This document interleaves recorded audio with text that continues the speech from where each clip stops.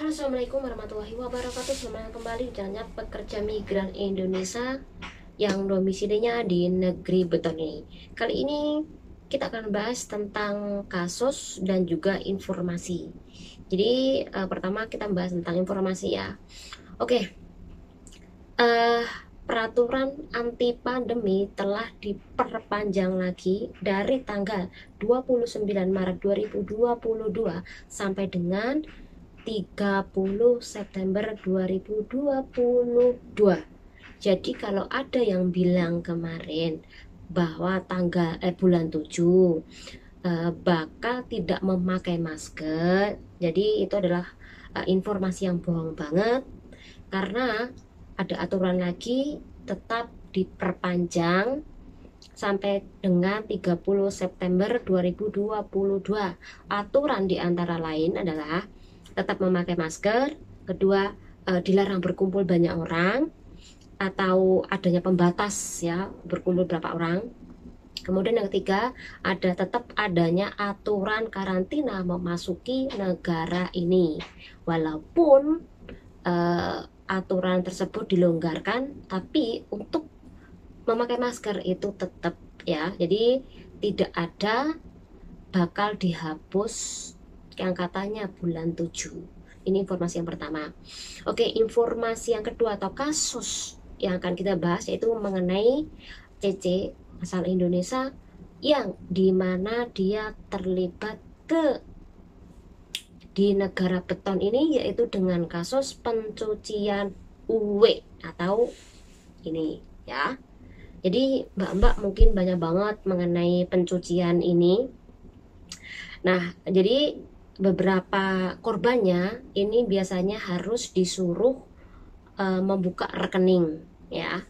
Jadi di sini melibatkan 6 orang, yaitu satu adalah Pakis, kemudian satu lagi adalah orang India, kemudian satu lagi adalah perempuan dari Indonesia, kemudian yang tiganya adalah orang lokal. Nah, di situ mereka menjaring korbannya dengan beberapa aplikasi di sosial media. Nah, kemudian aplikasi itu mencari karyawan ya. Nah, kemudian mencari karyawan itu si para korbannya ini disuruh ke Hotel Mongkok untuk melakukan wawancara. Namun sampai di Hotel Mongkok sana, ternyata tadinya ada 2 orang 3 orang ya. Selepas mereka masuk ke dalam, kemudian ada segerombolan orang masuk juga. Nah, dan mereka melakukan ini sama ini kepada si korban dan meminta HP si korban beserta PIN dan juga bank.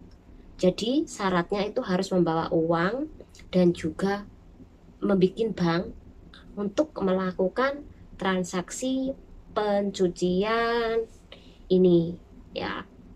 Nanti kita akan bahas bagaimana nanti sistemnya ya. Oke, selepas itu selepas diminta HP dan semuanya PIN di tangan mereka atau pelaku, nah akhirnya mereka disekap selama 24 jam, tidak boleh kemana-mana dan hanya dijaga ya. Jadi rekeningnya itu diminta sama si pelaku ya.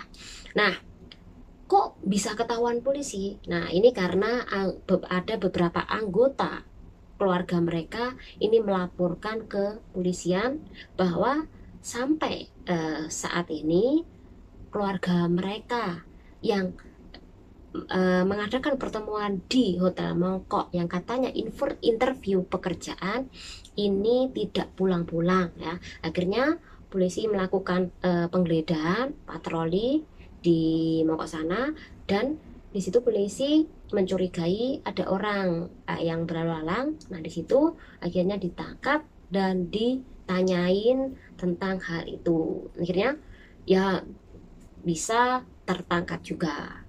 Nah, di situ komplotannya salah satunya adalah CC asal negara kita. Ya.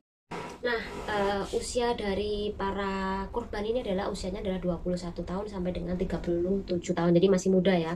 Dan dia kerja di sini ini sebagai pelayan dan juga sebagai bangunan ya. Jadi ada pelayan dan juga adalah buruh bangunan, di mana mereka masih baru kerja di sini juga. Diiming-imingin dengan gaji yang besar, akhirnya mereka tergiur dan melakukan wawancara.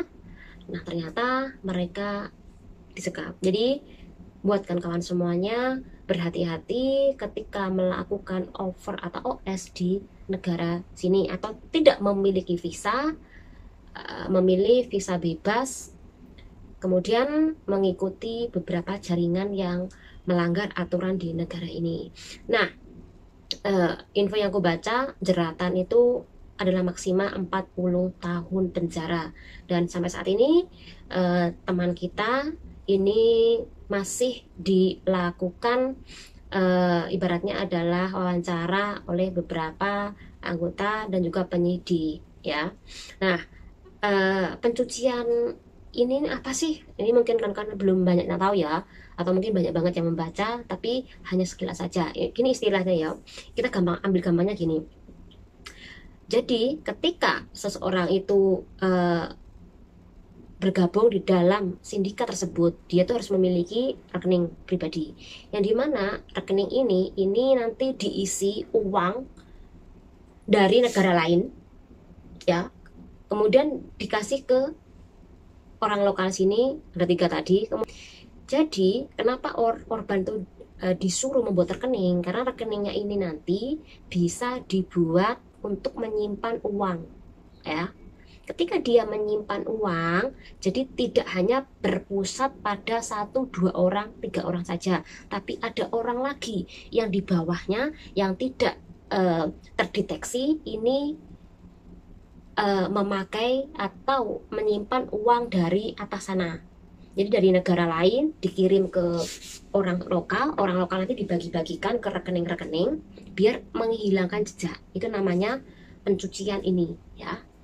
Jadi selepas nanti dibagi-bagi, jadi meninggalkan jejak. Nah, apa tujuannya orang atau orang luar negeri atau orang sini yang memiliki kedudukan ini melakukan begitu? Nah, ini ya mungkin banyak banget mbak-mbak yang tahu lah. Jadi intinya dari negara lain itu memiliki perusahaan. Ibaratnya perusahaan itu memiliki beberapa ibaratnya ketua lah ya, yang menjadi penanggung jawab di situ. Nah, kemudian mereka bekerja sama, ada yang jahat menggelapkan ini. Kan nggak mungkin ditaruh di banknya dia atas nama dia, kan nggak mungkin. Karena ini bisa dicurigai. Makanya dia memberikan ke orang-orang di bawahnya. Tujuannya yaitu mengambil uang yang kotor tadi untuk dibagi-bagikan.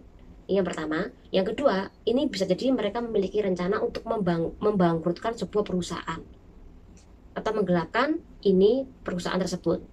Yang ketiga, ini bisa juga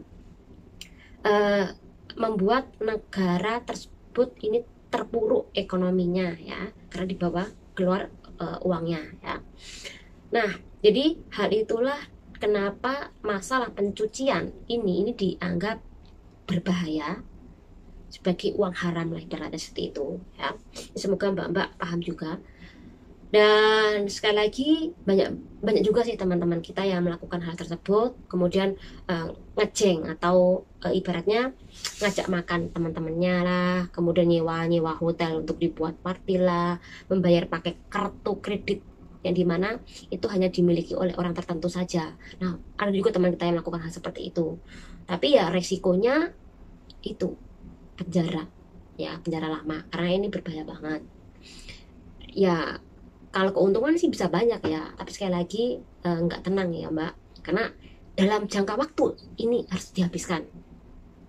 Dalam jangka waktu segini ini harus dihabiskan. Tidak bisa mengirim uang ke tanah air dengan jumlah yang banyak juga ya, karena pasti juga sekali lagi dicurigai. Harus dihabiskan di sini uangnya ya, kalau nggak habis ya harus dibagi-bagikan ke teman-teman Anda seperti itu. Nah, itu adalah ibaratnya inti gampangnya aja ya masalah pencucian ini ya. Jadi sindikat ke atas itu menggunakan mbak-mbak Indonesia untuk menghilangkan jejak mereka, ya. Jadi berhati-hati buat kawan-kawan semuanya.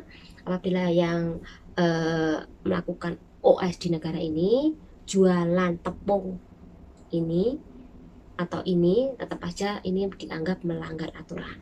Nah, semoga bermanfaat buat kawan-kawan semuanya. Jangan undur diri. Wassalamualaikum warahmatullahi wabarakatuh.